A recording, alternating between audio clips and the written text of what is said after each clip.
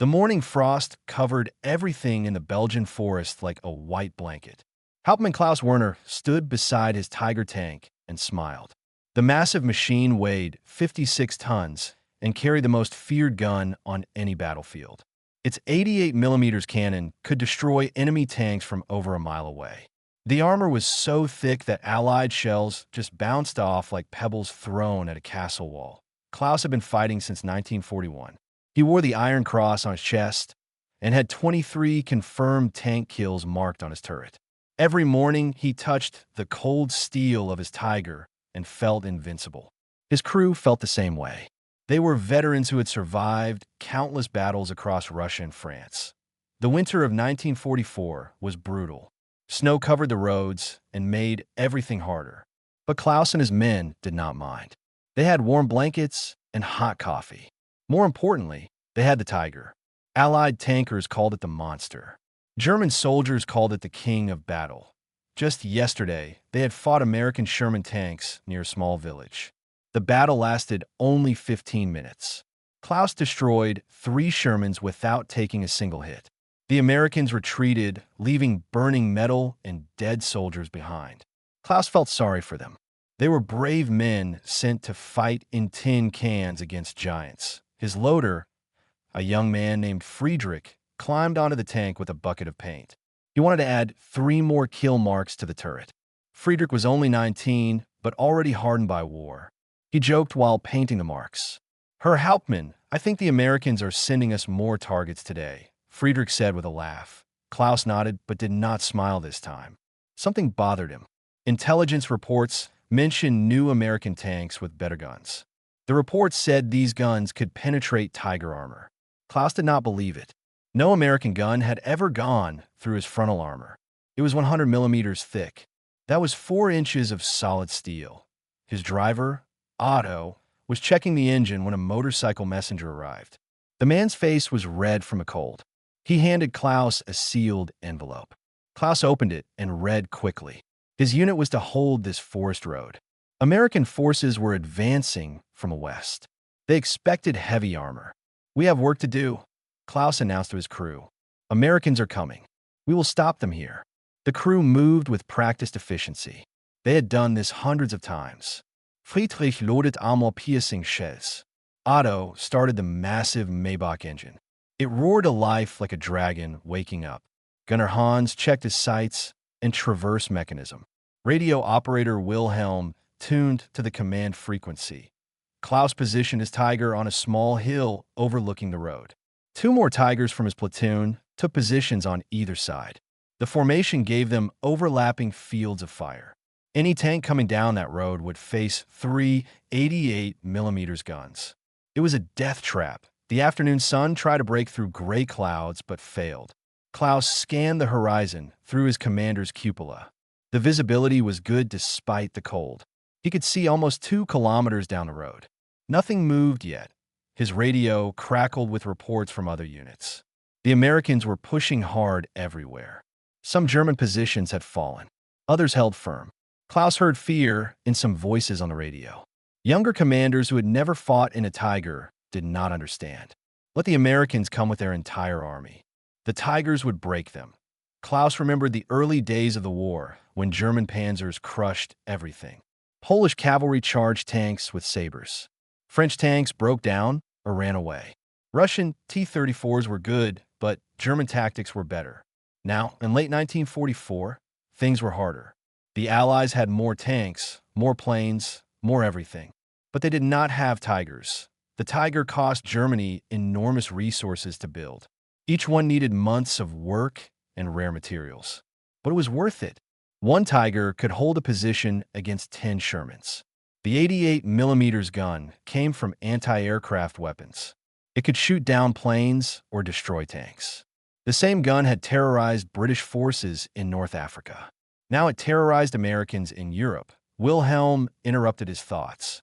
"Herr Hauptmann, command reports American armor approaching from the west. Estimated 15 to 20 tanks." Klaus felt his heart beat faster. Not from fear, but from anticipation. This was what he lived for. The moment when everything came down to skill, courage, and superior machinery. He had all three. All crews prepare for engagement. Klaus ordered into his radio. Hold fire until they are within 1,000 meters. Aim for the lead tanks first. His crew acknowledged. Each man knew his job perfectly. They had trained together for 2 years. They trusted each other with their lives. Friedrich patted the armor-piercing shell he had loaded. "This one has an American name on it," he said quietly. Klaus checked his watch. 3 in the afternoon. The winter sun would set in 2 hours. He hoped to finish this battle before dark. Night fighting was dangerous, even in a Tiger. But he was confident. The Americans would see his Tigers and either retreat or die trying to advance. What Klaus did not know was that something had changed. The Americans rolling toward his position were different from the ones he fought yesterday. They carried new weapons. Weapons that would shatter everything Klaus believed about his invincible Tiger. Far down the road, engines rumbled. The sound grew louder. Black smoke rose above the trees. The Americans were coming. Klaus gripped his throat microphone and spoke calmly to his crew. "Contact front. Prepare to engage." The battle that would change tank warfare forever was about to begin. 3 days earlier, Technical Sergeant Jake Morrison sat in the cold mud behind Allied lines. He stared at his hands and noticed they were shaking. They always shook now, ever since his first tank burned with him inside it. He got out. His loader did not. That was 6 months ago, near Caen in France. Jake's Sherman took an 88mm round through the front armor. The shell went through like a knife through butter. It killed the loader instantly and set the ammunition on fire. Jake and 3 others escaped through the hatches. They watched their tank burn and listened to the ammunition explode inside. 2 months later, Jake was in another Sherman. That one lasted 3 weeks before a German Panzer knocked it out. Jake got lucky again. The shell hit the engine and not the crew compartment. But his driver lost both legs. Jake still heard the screaming in his dreams. Now he was getting a third tank. The Army kept giving him new tanks and new crews. They said he was experienced. Jake called it something else. He called it waiting to die. "Morrison, get over here." Lieutenant David Chun waved at him from across the depot.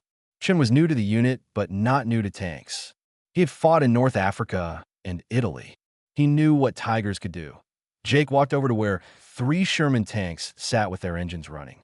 But these Shermans looked different. The guns were longer. The turrets looked slightly modified. A group of soldiers and mechanics stood around them. "Gentlemen, these are our new rides," Chun announced.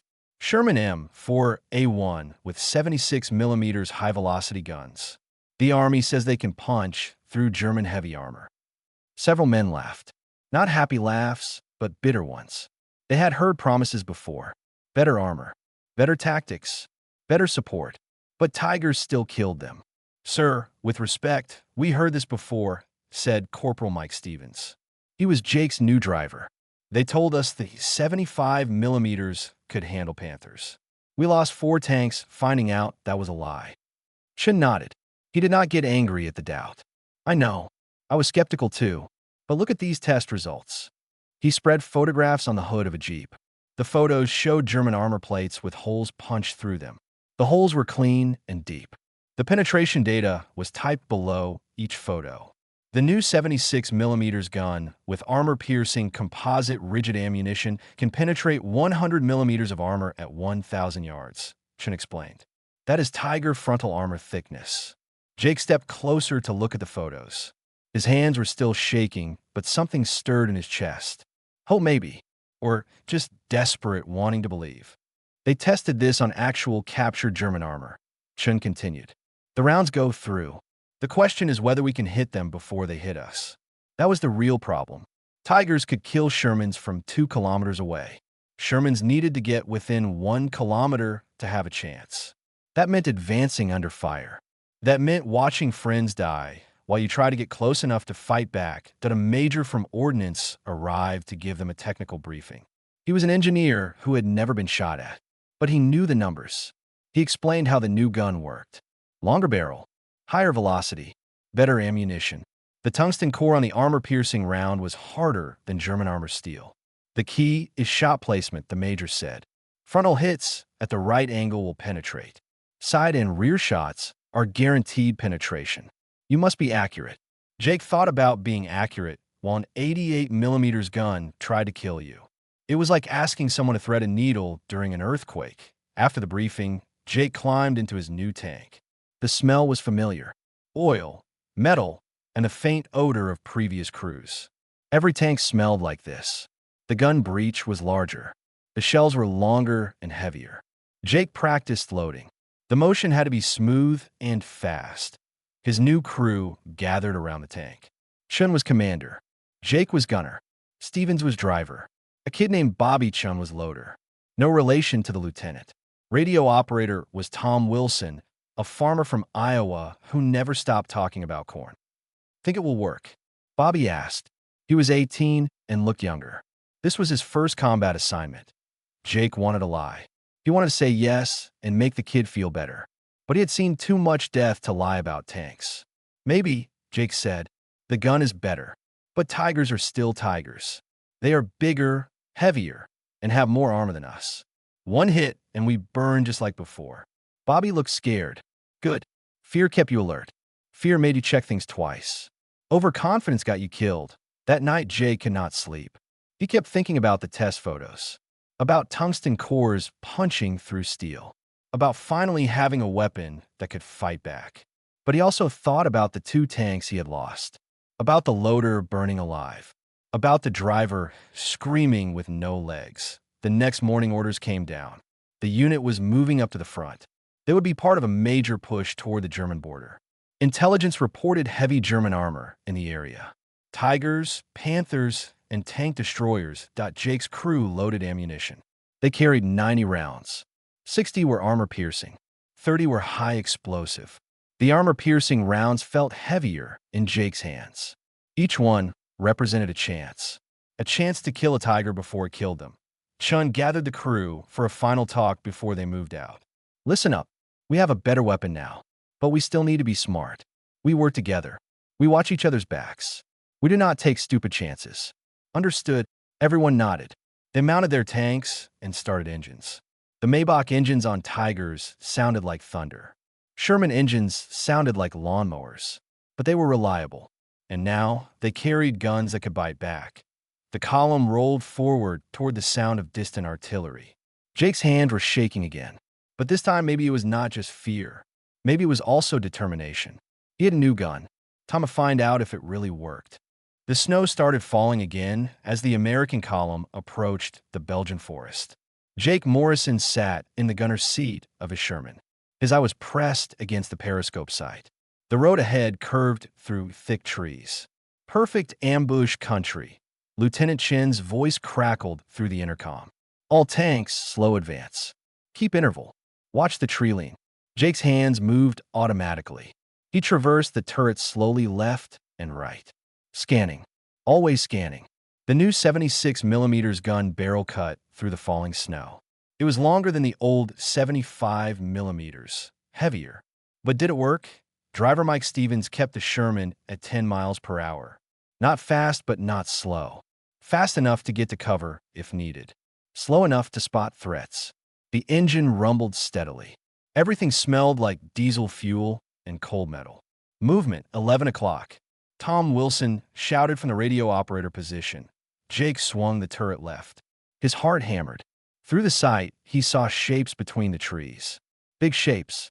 Angular. Gray paint with white winter camouflage. "Tigers!" Chin yelled. 3 tigers on the ridge. All tanks engage. Klaus Werner saw the American Shermans at the same moment. 6 of them on the road below. Easy targets. Too easy. He smiled and spoke calmly into his throat microphone. "Target, lead Sherman. Range 1,000 meters. Armor-piercing loaded." "Loaded." Friedrich confirmed. "Fire when ready," Klaus ordered. Hans the gunner made a tiny adjustment. The crosshairs settled on the first Sherman's front slope. He pressed the firing pedal. The 88mm gun roared. The whole Tiger rocked backward from recoil. Jake saw the muzzle flash from the Tiger's gun. Time seemed to slow down. He watched the tracer streak toward the American column. The lead Sherman exploded. The turret flew 20 feet into the air. Flames shot from every hatch. "Reverse! Reverse!" Chun screamed. Stevens threw the transmission into reverse. The Sherman lurched backward. Other tanks scattered off the road, seeking cover. A second 88mm round hit another Sherman. It brewed up instantly. The ammunition cooked off with a thunderous explosion. Jake fought panic. He had been here before, watching friends die, waiting for the shell with his name on it. But this time he had the new gun. This time maybe he could shoot back. Range to target? Jake asked. His voice shook, but he was functioning. 800 yards to the Tiger on the left, Chen answered. Load armor-piercing. Bobby Chun slammed an armor-piercing round into the breech. Up. Jake laid the sight on the Tiger. The crosshairs wavered. His hands were shaking. The Tiger looked enormous through the magnification. Unstoppable. A moving fortress. Steady, Chen said quietly. You can do this, Morrison. Aim for the hull front. Center mass. Jake took a breath. Let out slowly. The crosshairs settled. He pressed the trigger. The 76mm gun fired with a sharp crack. Different from the old 75mm. Sharper. Angrier. The shell flew true. Jake watched through the sight. Time stretched out. The round hit the Tiger's frontal hull. Sparks flew. Smoke puffed. But the Tiger kept moving. Hit, but no penetration. Jake yelled. It bounced. His stomach dropped. The new gun did not work. They were dead. The Tiger's turret was rotating toward them. Load another. Quick, Chun ordered. Bobby grabbed another armor-piercing round. His hands fumbled. The round slipped. He caught it. Loaded it. Up. Klaus felt the American shell hit his Tiger. The impact rang through the hull like a bell. But the armor held. Of course it held. American guns could not hurt Tigers. Return fire. Klaus ordered. Then something felt wrong.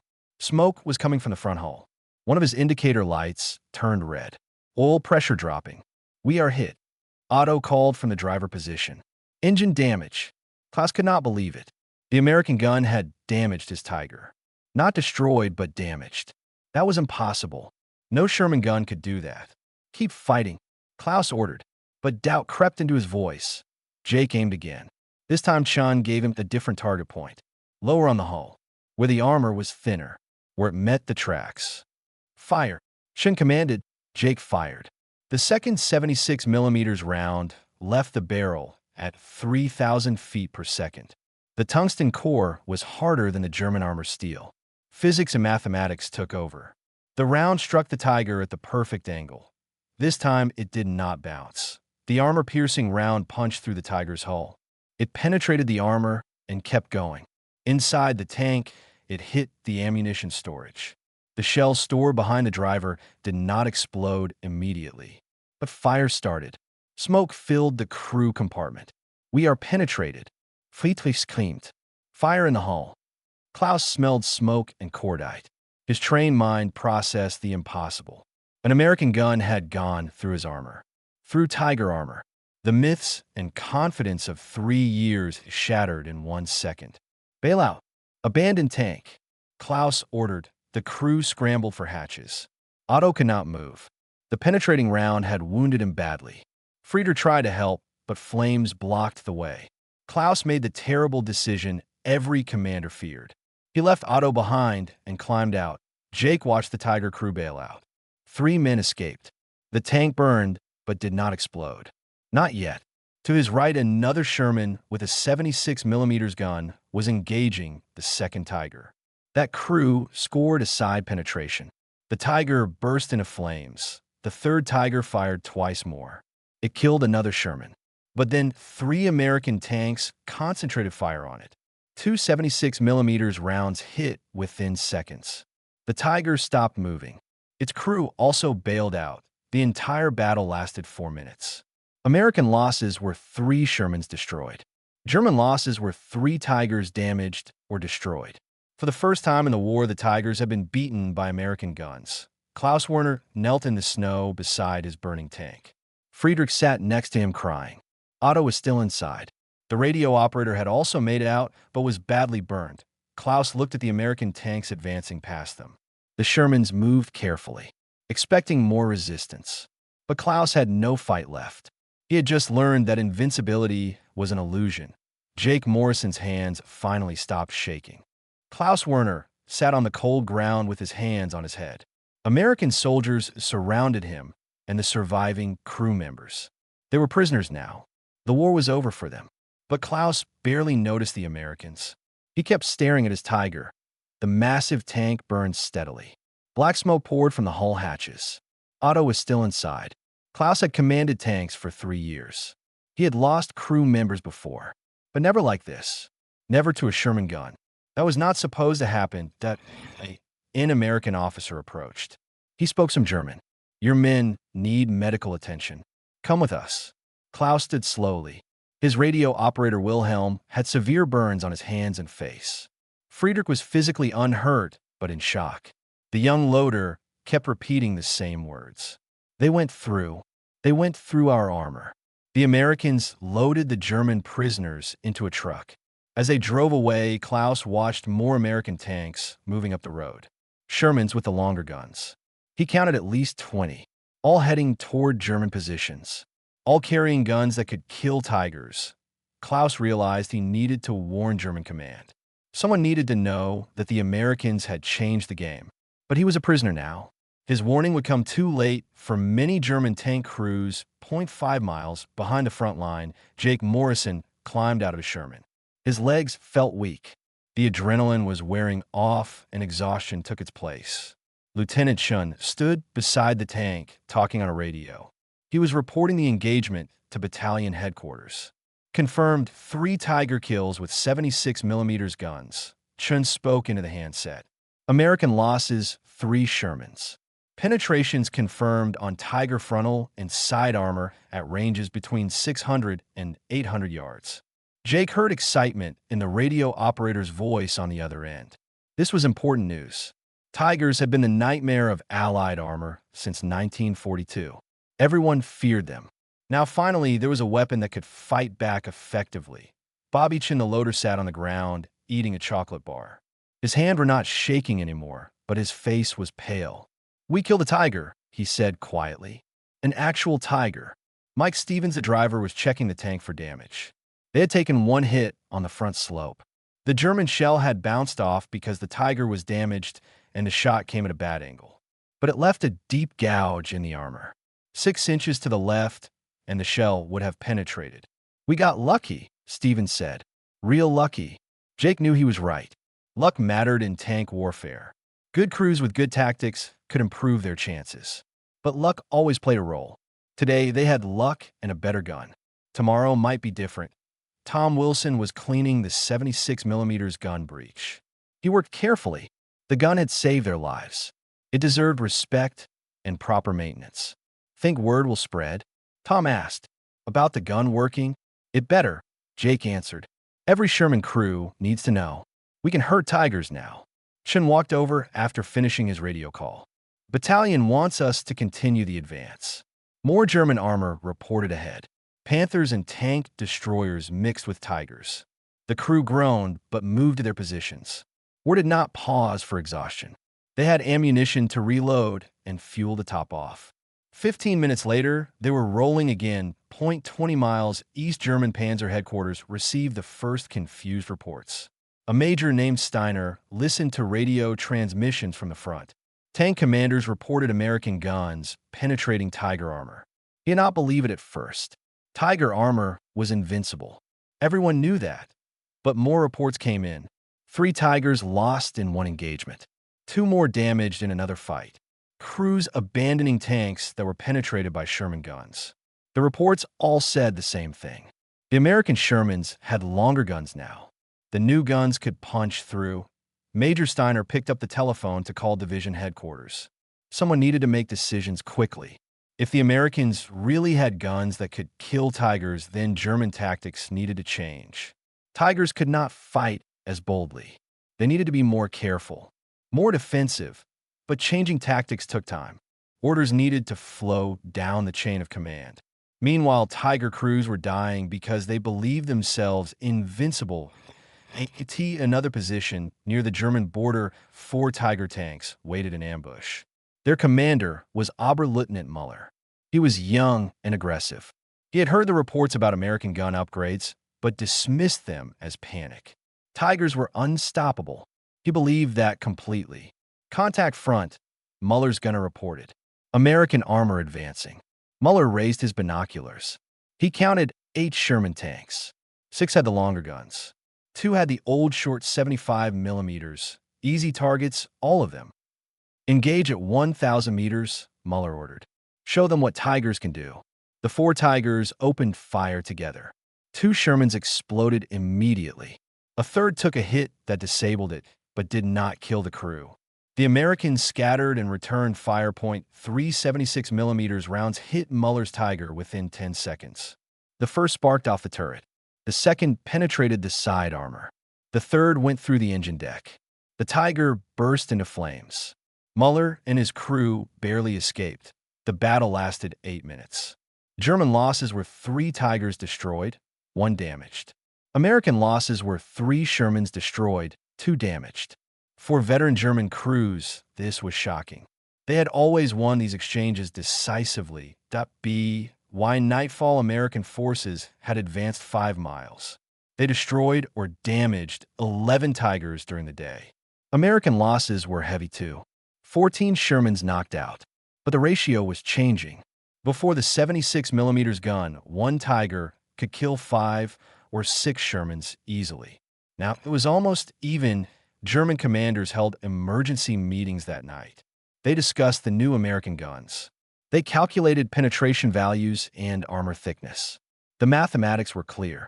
Tigers were no longer invincible. Panthers were vulnerable too. The German advantage in tank quality was disappearing. One German general said it clearly. We built these heavy tanks because our armor was superior. Now the Americans have guns that negate our armor advantage. They have more tanks than us, more fuel than us, more ammunition than us. If our quality advantage is gone, we cannot win tank battles. The room fell silent. Everyone knew he was right. The war was turning against Germany. The new American guns were just one more nail in the coffin, but German soldiers kept fighting. They had no choice. 3 days after the first battle, Jake Morrison's crew received orders to examine destroyed German tanks. Intelligence wanted to document the damage caused by 76 millimeters guns. Jake did not want to go, but orders were orders. They walked across the frozen battlefield where they had fought the Tigers. The burnt tanks sat silent in the snow. German bodies had been removed. American bodies too. But the smell of death still hung in the cold air. Jake approached the Tiger he had killed, the one where his second shot had penetrated. The hole in the hull armor was clearly visible. It was about 3 inches wide. Clean edges. The armor had not just cracked. It had been punched through like paper. Lieutenant Chun stood beside him with a camera. He photographed the damage from different angles. Your shot went through 80 millimeters of angled armor at 700 yards, Chun said. The tungsten core did exactly what the engineers said it would do. Jake nodded, but felt nothing like victory. He looked through the open hatch into the Tiger's interior. Blood stained the floor. Equipment was scattered everywhere. Someone's family photograph lay in the ash. A young woman with 2 children smiling at the camera. They were just soldiers like us, Jake said quietly. Yes, Chin agreed. But they would have killed us without hesitation. This is War Morrison. We do not get to choose. Bobby Chan was examining the 88 millimeters gun on another Tiger. The massive cannon made their 76 millimeters look small. This thing is huge, Bobby said. How do we beat these? Better ammunition and luck, Jake answered. They had quality. We had quantity, and we just improved our quality. That made the difference. Tom Wilson was checking the Tiger's radio equipment. The Germans had good radios. Better than American ones in some ways. Wonder what they thought when our shells started going through, Tom said. Mike Stevens stood apart from the group. He was looking at something in the snow. Jake walked over. Stevens had found a German helmet. It had a bullet hole through the side. Driver probably, Stevens said. Took a round when the tank was penetrated. Never had a chance. They stood silent for a moment. War had a way of making everyone equal. German or American. Tiger or Sherman. In the end, everyone bled the same. Everyone died the same. That evening, Jake sat in a tent writing a letter to his mother. He told her he was safe. He did not tell her about the Tigers or the men he had killed. She did not need to know those things. Instead, he wrote about the cold weather and the food. Safe things that would not make her worry. Lieutenant Chun entered the tent. Morrison, battalion wants to talk to you. They're gathering combat reports from all the crews who engaged Tigers with the new guns. Jake followed Chun to the command post. Several other gunners were already there. A captain from intelligence was asking questions and taking notes. Sergeant Morrison, the captain said, you scored the first confirmed Tiger kill with a 76mm gun. Tell me exactly what happened. Jake described the engagement, the ranges, the angles, the ammunition used, how the first shot bounced and the second penetrated. The captain wrote everything down carefully. This information is vital, the captain explained. We are writing new training manuals for all tank crews. Everyone needs to know that the 76mm can kill Tigers, but shot placement matters. Frontal hits at extreme angles might bounce. Direct hits at reasonable angles will penetrate. Other gunners shared their experiences. The stories were similar. The new gun worked, but crews still needed to be smart. Tigers were dangerous. Panthers were dangerous. Good tactics and teamwork still mattered. Far away in a German prison camp, Klaus Werner sat on a wooden bunk. His burns are healing slowly. The Americans treated prisoners decently. They had food and medical care. But Klaus felt empty inside. Friedrich was in the same barracks. The young loader had stopped talking. He just stared at the wall. The shock of losing Otto and seeing the Tiger penetrated had broken something in him. A German major who had been captured earlier came to talk to Klaus. I heard you were Tiger commander, the major said. What happened? Klaus told him about the American guns, about the tungsten rounds punching through armor. The major listened carefully. It was only a matter of time, the major said. We knew the Americans had good engineers. They outproduce us in everything. Of course, they would eventually build a gun that could hurt our heavy tanks. But the Tiger was supposed to be invincible, Klaus said. The major laughed bitterly. Nothing is invincible. We learned that in Russia. The Soviets learned it when they fought us. Now the Americans are learning how to fight us. War is about adaptation. The side that adapts faster wins. Klaus understood. Germany had dominated early in the war because they adapted faster. They invented blitzkrieg tactics. They built combined arms forces. They trained aggressively. But now the Allies were adapting, building better weapons, training better crews, learning from mistakes. The war is lost, the major said quietly. Maybe it was always lost. We fought too many enemies, made too many mistakes. But we were soldiers. We did our duty. Klaus thought about Otto dying in the burning Tiger, about all the crew members he had lost over 3 years, about the enemy soldiers he had killed. What did duty mean when the cause was lost? By January 1945, American factories were producing hundreds of Shermans with 76mm guns every month. Training centers taught new crews how to fight Tigers and Panthers effectively. The mystique of German heavy armor was broken. Allied tankers still respected Tigers, but they no longer feared them as unstoppable. German factories struggled to build replacement tanks. They lacked materials and fuel. Allied bombing had destroyed many production facilities. Each Tiger lost could not be easily replaced. Meanwhile, American losses were replaced within days. Jake Morrison continued fighting through the winter. His crew survived several more engagements. They destroyed 2 more Tigers and 3 Panthers. Bobby became a veteran. Tom got promoted. Stevens got wounded, but recovered. Lieutenant Chun received a Silver Star for leadership during the first Tiger engagement. He tried to give Jake credit, but Jake refused any medal. He had just done his job. Killing was not something to celebrate, even when necessary. The war in Europe ended in May 1945. Jake went home to Pennsylvania. He never talked about the war much. When people asked, he just said he drove tanks. He did not mention the Tigers or the men who died. Those memories stayed locked away. Years later, Jake read a book about tank warfare. It had a chapter about the 76mm gun and how it changed the balance of power. The author called it a turning point. Jake closed the book and stared out the window. Turning points sounded clean in books. In reality, there were burning metal and screaming men. But the gun had worked. That much was true.